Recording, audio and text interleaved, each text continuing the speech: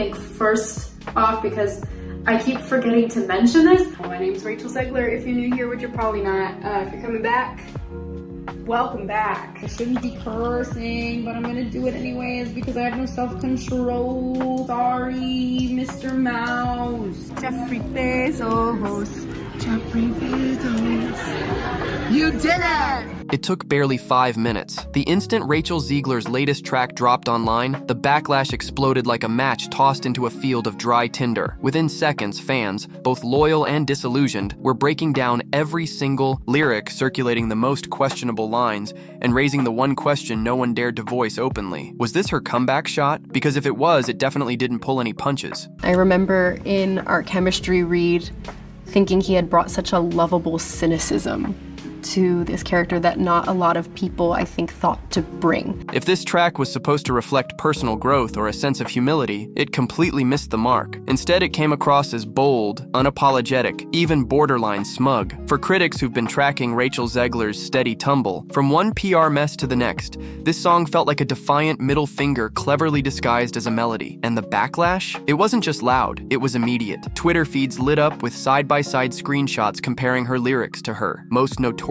interview moments. Over on TikTok, creators didn't wait around for clarity. They plunged straight into the speculation frenzy. Like, in the eyes of the law, you have to be nice to me, and I'm an adult. She's bringing up the 7 men thing again, one viral video claimed, referring to her now infamous dig at the traditional Snow White storyline. Another user quipped, "This isn't a song, it's a full-on vent session." The track's tone, reportedly laced with thinly veiled shots at her critics, deceivers, and even fairy tales themselves, played more like a manifesto, a pointed declaration aimed not just at her haters, but at the entire internet that's been relentlessly calling her out. And the outrage? It wasn't just an overreaction from the digital crowd. The anger hit hard, because the song didn't drop out of nowhere. It followed the Evita controversy, the disappointing ticket sales in London, and the headlines about Gal Gadot allegedly bringing in legal backup. Everyone's just ignoring my phone calls. Whatever, it's chill. I don't even care. I'm gonna be on a talk show tonight and I'm gonna talk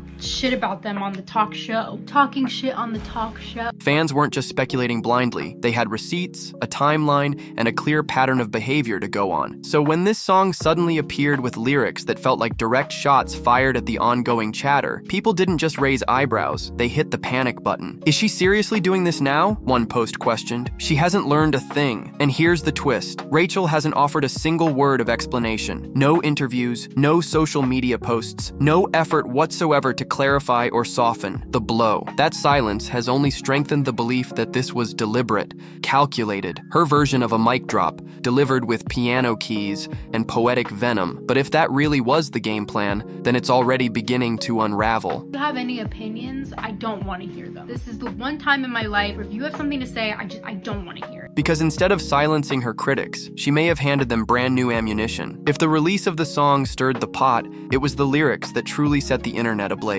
Listeners weren't just vibing, they were analyzing, dissecting and decoding every line like it was a hidden message. Within hours, highlighted snippets were being circulated like digital receipts in private group chats, each one allegedly loaded with sharp, intentional barbs. One particular lyric lit up fan forums everywhere: "I won't dance for dwarves or kneel for kings." Critics pounced instantly. Was this yet another swipe at the Snow White lore she famously ridiculed? A dig at Disney higher-ups? Or, as one Reddit thread speculated, a direct rejection of the fairy tale fantasy she was cast to embody? And then came another lyric that added fuel to the fire. "They painted me wicked, but I never wore red." I'm a very talented, capable individual. I'm here for a reason, I can do it. It had people questioning whether she was calling out the internet's portrayal of her as the villain in her own Hollywood narrative. The mention of red, a color long tied to both Snow White's cursed apple and the universal symbol of danger in the entertainment world, didn't seem like a coincidence. Some fans saw it as her way of saying she's not the villain in this story, everyone else is. And if that's the case, then this song isn't a moment of self-reflection. It's a full-on rebuttal. But what truly set the internet ablaze was the song's attitude. It didn't sound remorseful or vulnerable. It sounded fierce, almost victorious. One user put it bluntly, "She's not here to fix things. She's here to set them on fire." Many listeners pointed out the punchy, metaphor-laced lyrics. Phrases like noise in the tower, mouths with no faces, and kingdoms made of ash, each one landing like a poetic jab at online trolls, gossip columnists, and perhaps even disillusioned fans. The metaphors weren't subtle. They were screaming in bold letters. And then came the guessing game. Who exactly was she targeting? Was the king with mirrors a veiled shot at the Disney empire? Was the chorus of crows her way of mocking the relentless backlash on social media? TikTok detectives wasted no time. They dug up old interview clips of Rachel Zegler and began matching them line for line with the lyrics. I'm stressed out, guys. It's kind of like stupid to complain about. I swear I'm not complaining. It almost felt like she was quoting her past self, then twisting the narrative to fit her own angle. And if that's the case, it reveals a kind of self-awareness that comes off less sincere and more theatrical. Instead of confronting the damage, head-on, is she just reinforcing her own storyline? Some fans acknowledged the songwriting was sharp, even poetic, but said it reeked of delusion. "This is main character energy," one user posted. "She thinks she's misunderstood. We think she's just refusing to take the L." If the goal was to ignite a conversation, then mission accomplished. But if she was hoping to reclaim lost goodwill or bring back alienated fans, that bridge might already be burned to the ground. Now, let's talk about tone, because sometimes it's not just what you say, but how you say it. And in Rachel Zegler's case, the way she delivers this new song is where things get downright uncomfortable. From the very first note, there's no sign of hesitation, no trace of humility despite the media storm surrounding her name. Instead, she sounds victorious, like she's already won the argument and this track is her victory lap. That's exactly what's made many fans label it as completely tone-deaf. Her vocals aren't soft or introspective. They're dramatic, deliberate, and in total control. Critics have even described the performance as over-rehearsed, with one vocal coach analyzing it as so emotionally refined that it loses authenticity. And this is where it starts to fall apart, because if she's trying to portray this as a raw, honest outpouring of emotion, then why does it feel like a polished Broadway audition tape? I don't want people to see me in a weakened state. I don't want people to see me as ungrateful or anything like that. I was nervous that that's what this makes me look like. That's the takeaway many fans walked away with, that the entire release was less a reckoning and more just another well-rehearsed performance. Audiences were expecting introspection, or at the very least, a glimmer of genuine self-awareness. Instead, what they got, according to countless social media posts, was a delivery that felt smug, patronizing, and laced with ego. One viral TikTok summed it up perfectly. "She's not sorry, she's just mad she got called out." That perception has only intensified because Rachel has never directly addressed the string of controversies that continue to shadow her career. From her divisive Snow White remarks and alienation of longtime fans to the mounting behind-the-scenes tension during Evita. So when she finally breaks her silence, not with a thoughtful explanation, but with a song that plays like a victory speech, people aren't hearing personal growth. They're hearing denial, or worse, delusion. And yet, according to whispers from industry insiders, this might have been the message she intended all along. A rumor currently making the rounds on blind item forums claims that Rachel believes much of the backlash she's faced is rooted in sexism,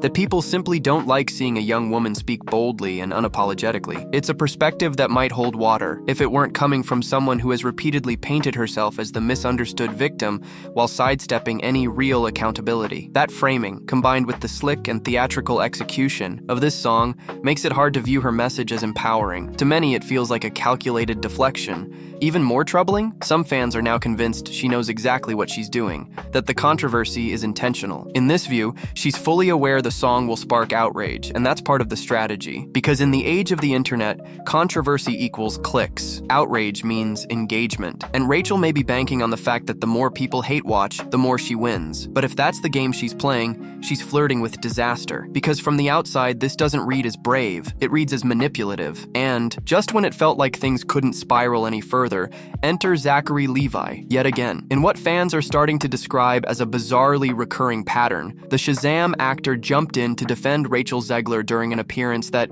had absolutely nothing to do with her music. I don't know if I've ever explained before. I was cast in West Side Story on January 9th, 2019. 1919, 1919, so 19 is my lucky number. That probably interests no one, but it's interesting to me, so bye. During a Fox News segment that was supposedly about politics and and celebrity voting trends, Zachary Levi suddenly shifted gears, and what followed felt like a full-throttle defense of Rachel Zegler and a not-so-subtle jab at her critics. He didn't reference her song directly, but the timing spoke volumes. Levi claimed the backlash against Zegler was symptomatic of a Trumpian mindset, accusing her detractors of resenting a young woman simply for expressing her opinions. He described the outrage as gross and argued that most people upset with her just can't stomach a confident woman with a platform. But here's the problem. This was never just about confidence. It was about how that voice has, time and time again, alienated fans, belittled a cherished Disney legacy, and snowballed into a PR nightmare so severe that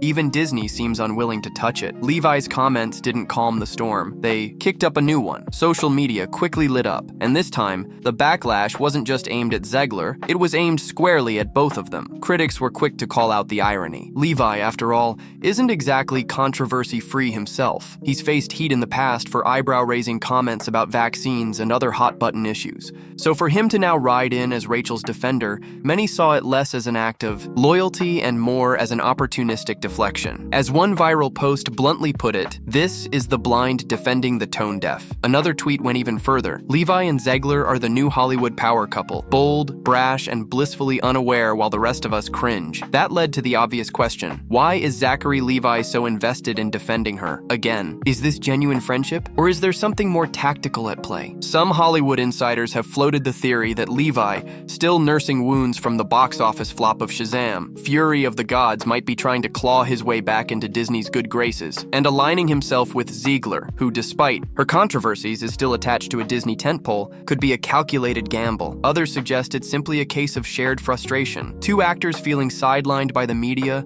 bonded by a sense of defiance and misunderstood ambition. But whatever the motivation, the timing couldn't have been worse. Instead of putting out the fire, Levi tossed gasoline onto an already raging inferno. His public defense didn't protect Zegler. It reignited the discourse around her defiant lyrics, made the song trend even more aggressively, and dragged the spotlight right back onto her polarizing delivery. If Zegler was trying to quietly reclaim the narrative through music, Levi just kicked the door off its hinges and invited the world back in. And now, the conversation is shifting into darker, more serious territory, because fans, commentators, and industry watchers alike are starting to ask the uncomfortable question, why now? Why release this song at this exact moment? All of Hollywood's like, yep, let's make her a thing, let's make her a thing.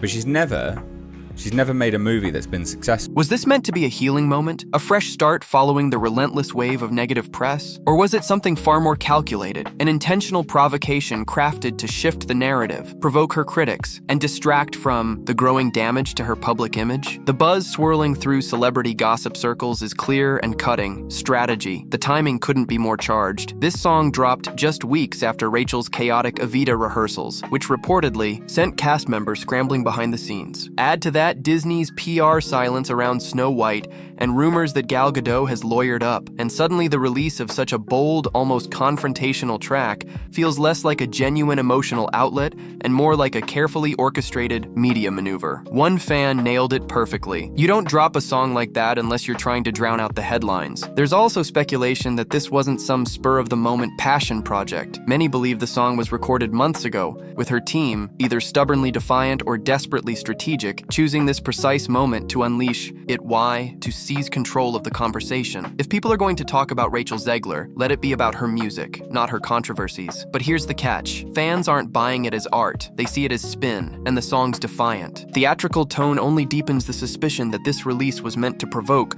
rather than to heal. More conspiracy-minded fans are even suggesting this might be her version of artistic revenge, that she's wielding the one thing she still commands, her voice, as a weapon against the world turning against her. If that's true, the entire song takes on a far more dangerous meaning, because revenge doesn't calm the storm, it fans the flames. Rachel Zegler may have just ensured that every future controversy will now be framed through this battle of Rachel versus the internet. What's truly striking is the near-total absence of damage control. No clarifying statements, no behind-the-scenes content to soften the blow, just radio silence. To some, that silence is further proof this wasn't a misstep. It was a deliberate declaration, a firm line drawn in the sand. While her most devoted supporters supporters might cheer her boldness, the broader public reaction suggests she's misjudged the room once again. Instead of resetting the narrative, she's reignited the fire. Hollywood is always watching. And when a star like Rachel Zegler makes a move this audacious, especially following months of turmoil, you'd expect at least some sign of industry support, a congratulatory shout-out, a fellow actor sharing the track, or a quick "proud of you" from a peer. But this time, nothing. Silence. And that silence echoes louder than applause. Because in an industry built on performance and public solidarity, the people who aren't showing up for Rachel anymore are becoming impossible to ignore. Her career is not going from strength to strength, is it? So this is her new thing, Evita. Not a single major co-star shared the track. No directors, no producers, not even former collaborators left a supportive comment. This marks a stark change from just a year ago, when Zegler was Hollywood's media sweetheart thanks to West Side Story, lavished with praise from Steven Spielberg and landing roles in back-to-back blockbuster films. Now her song drops right in the middle of a scandal, and the industry, except for Zachary Levi, seems to be keeping its distance. That silence has fans quietly wondering, did this song cross a line? There's even a rumor making rounds within agency circles that the song wasn't greenlit by anyone at the studio level, suggesting it might have been released independently without coordination from her current film teams or musical collaborators. If that's true, it could point to a serious fracture behind the scenes, a rogue move outside the usual PR channels. Some insiders call it daring, others say it's downright reckless. Because when you're already walking a tightrope with a powerhouse studio like Disney, the last thing they want is an unauthorized, provocative song dropping just months before a major movie premiere. And let's be honest, this isn't solely about Snow White. The industry understands how delicate a brand can be. One controversial actor can derail an entire project's box office potential. This fuels deeper speculation. Are producers and studios quietly starting to distance themselves from Zegler? Is she deliberately being excluded from press tours? One fan joked, "At this rate, the dwarf actors are doing more promo than she is." Funny, but honestly telling. The uncomfortable question no one's openly asking is, could this be the beginning of Rachel quietly being blacklisted? Not in an official way, not with a headline, but gradually sidelined, overlooked, and avoided. Hollywood doesn't always cancel with fanfare. Sometimes they just stop picking up the phone. And if Zegler's latest song was meant to assert her power, she might have inadvertently reminded the industry just how risky she's become. Because even in a town fueled by drama, this kind of drama doesn't sell tickets. It scares away investors. It didn't take long for the memes to flood. By day's end, Rachel Zegler's song had become the internet's new go-to joke. TikTok was filled with users lip-syncing the lyrics in exaggerated Broadway style, parodying the dramatic delivery, and editing clips from her past interviews to match the song's most theatrical lines. One viral video paired her chorus with footage of Snow White fleeing through a forest captioned, "Me running from accountability," now in song form. Thousands of likes poured in. The mood had shifted. People weren't just criticizing anymore, they were mocking, and that's the sting that hits hardest. The backlash has morphed from anger to ridicule. Zegler isn't viewed as brave or daring. She's become a walking spectacle. Reddit threads dissected each stanza like a failed poetry slam. Twitter was even more brutal. One trending tweet read, "Imagine being handed Snow White, Evita, and a promising career, and deciding to drop a diss track on your own fans." The quote tweets were merciless. For someone who once seemed poised to become Hollywood's next big star, this rapid fall from grace is unfolding live for the world to see. I don't need your business. Thanks.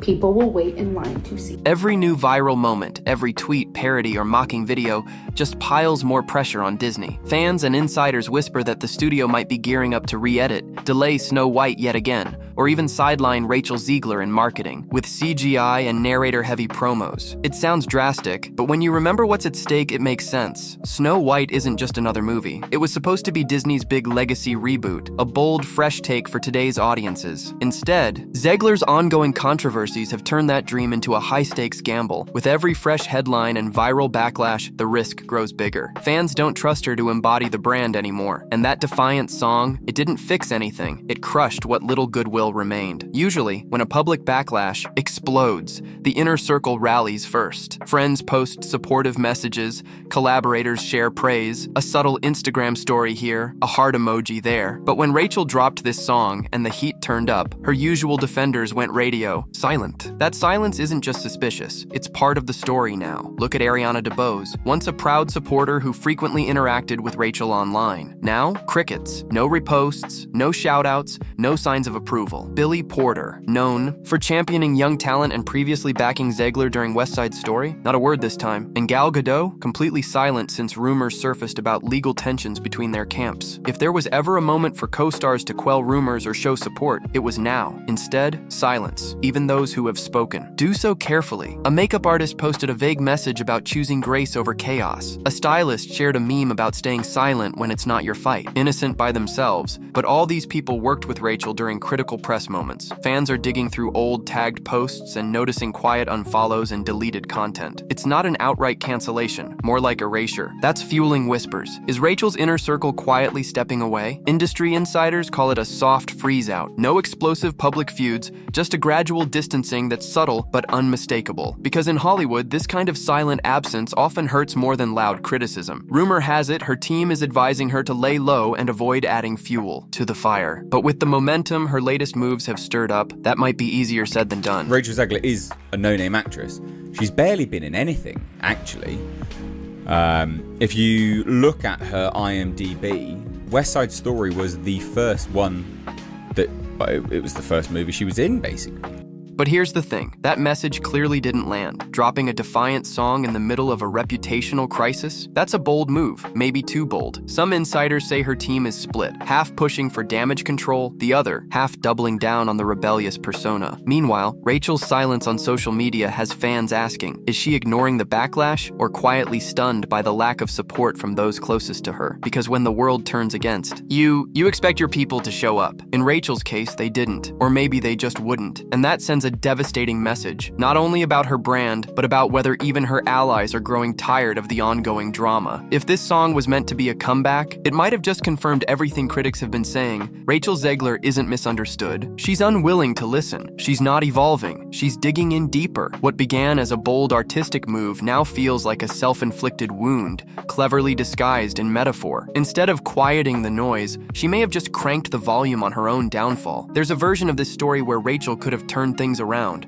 a heartfelt song, a raw performance, a moment of vulnerability. But instead, fans got what many are calling an anthem of defiance laced with a hint of smugness. No apologies in the lyrics, no sign of self-awareness, just a loud declaration that she's unbothered by the fire, even as it consumes the career she once seemed destined to dominate. And that's the baffling part. With so much on the line, why this approach? Some say it's a generational disconnect, that Rachel is trying to be Gen Z's misunderstood anti-hero, pushing back against online trolls and media narratives. Others call it pure delusion, a last-ditch effort to flip the script before her upcoming projects suffer irreparable damage. But whatever the intent, the result is the same. She's made herself harder to defend. Even longtime supporters are stepping back, not because they hate her, but because they're exhausted. Exhausted by the attitude, the drama, the refusal to take a breath and just listen. And now, the big question hanging over all this isn't just about one song, it's about what happens next. Will she double down, go silent? Will Disney continue to distance themselves, or will they gamble that controversy still sells tickets? Is this the start of a reinvention, or a slow, very public unraveling? One thing's clear, Rachel Zegler has drawn her line in the sand. Whether she's standing her ground or digging her own grave depends entirely on what comes next. Because in today's world, where public perception is everything, her latest performance wasn't just heard, it was felt. And for many fans, that feeling wasn't inspiration, it was disappointment. So now we want to hear from you. Was Rachel Zegler's song empowering or out of touch? Can she still turn things around? Or is this the final act of a star in freefall? Like, subscribe and stay tuned, because the next video you see, trust me, you won't believe what's coming next.